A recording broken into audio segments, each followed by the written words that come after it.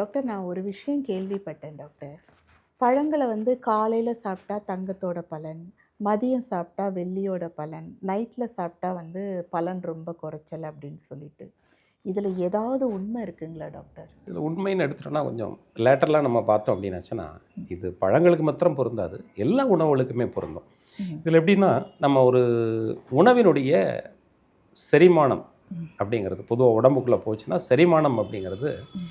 சூரிய உதயத்த கணக்கு வச்சுக்கோங்க. ம். சூரியன் மறையிறத கணக்கு வச்சுக்கோங்க. ம். சூரியன் உதிக்கிறதுலேருந்து இந்த மேலே வர வரைக்கும் அதனுடைய ஆற்றல் செரிமானத்தன்மை கூடுதலாக இருக்கும். ம்.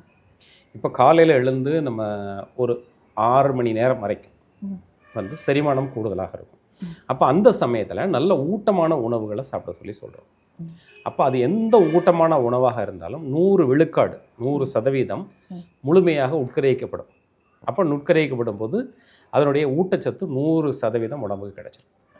இப்போ அது வந்து கோல்டு மெடல், வெள்ளி மெடல் அந்த மாதிரின்னு வச்சுக்குவாங்க கணக்கு. 100 விழுக்காடு ஓடிட்டாங்க ஒருத்தங்க அப்படின்னாச்சுன்னா அவங்களுக்கு கோல்டு மெடல் கொடுத்துடலாம். அந்த மாதிரி ஒரு பொருள் உடம்புல 100 விழுக்காடு உடம்புல சேர்ந்துருச்சு அப்படின்னாச்சுன்னா அது வந்து தங்கத்துக்கு நிகரானது அப்படின்னு கணக்கு வச்சுக்கலாம். இப்போ மதியத்துக்கு மேலே போகும்போது அது என்ன ஆகுனா, மதியம்னா உணவோட நிச்சயமாக சாப்பிடக்கூடாதுன்னு நம்ம சொல்லிட்டோம். மதியத்துக்கு மேலே அந்த பழங்களை சாப்பிடும்போது அதனுடைய உறிஞ்சக்கூடிய தன்மை குறைவாக இருக்கும். செரிமானத்தில் கொஞ்சம் நேரம் வயிற்றில் தங்கி இருந்து செரிமானம் அப்படிங்கிறதுனால அதுவும் வெள்ளி தான். அதுவும் வந்து ஒன்றும் குறைவு கிடையாது. அதுவும் ஓரளவிற்கு நாம் வந்து அதை தவிர்த்துட்டு கூடுதலாக காலையில் சாப்பிடணும் அப்படிங்கிறதுக்கு முன்னிறுத்துறதுக்காக அதை அவங்க சொல்லியிருக்கலாம். அதுவும் நல்லது தான். ஆனால் உணவோடு சேர்த்து சாப்பிடாத போது அது நல்லது தான்.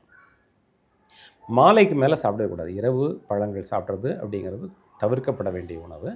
அதனால் மாலையில் அந்த சாப்பிடக்கூடிய உணவு வந்து இன்னும் கொஞ்சம் செரிமானம் தாமதப்படும். அப்படிங்கிறதுனால அதனுடைய உறிஞ்சக்கூடிய தன்மைகள் குறையும். வெளித்தள்ளப்படக்கூடிய உணவுகள் அதிகமாக இருக்கும். இது வந்து டைஜஷன், அப்சார்ப்ஷன், அசிமிலேஷன், எக்ஸ்கிரீஷன் இந்த கான்டென்ட்டில் தான். உணவு செரிக்கக்கூடிய தன்மை, உறிஞ்சக்கூடிய தன்மை, உடலில் கலக்கக்கூடிய தன்மை, வெளியேறும் தன்மை.